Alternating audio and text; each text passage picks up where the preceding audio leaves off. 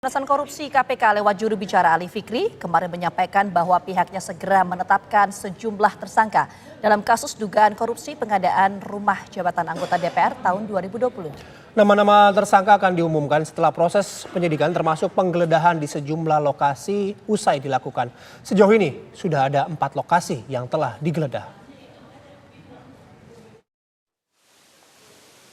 Komisi Pemberantasan Korupsi KPK lewat juru bicara Ali Fikri kemarin menyampaikan bahwa KPK akan segera menetapkan sejumlah tersangka dalam kasus dugaan korupsi pengadaan rumah jabatan anggota DPR tahun 2020.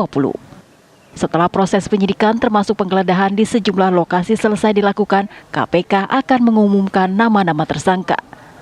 Saat ini, tim penyidik KPK masih mencari barang bukti tambahan dan menggeledah sejumlah lokasi.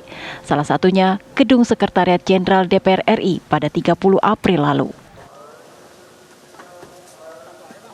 2 hari berturut-turut ya, tanggal 29 dan 30 April. Nah, dari seluruh proses penggeledahan ini di beberapa lokasi, tim menemukan beberapa dokumen yang berkaitan dengan pengerjaan proyek, kemudian juga bukti elektronik dan juga temuan transaksi keuangan ya berupa transfer sejumlah uang yang diduga kuat memiliki keterkaitan dengan peran para pihak yang ditetapkan sebagai tersangka.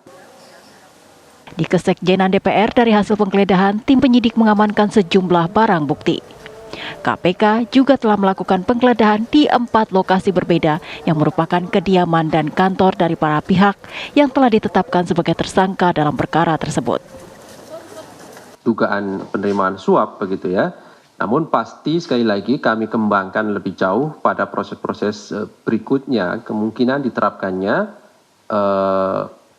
ketentuan pasal lain, baik itu dugaan gratifikasi maupun tindak pidana pencucian uang. Hingga saat ini setidaknya ada 7 orang yang diduga terlibat dan mengetahui proyek tersebut. Ketujuhnya sudah dalam status dicekal dan dilarang bepergian ke luar negeri. Sebelumnya pada 29 dan 30 April 2024, Komisi Pemberantasan Korupsi KPK melakukan penggeledahan di kantor Sekretariat Jenderal DPR RI.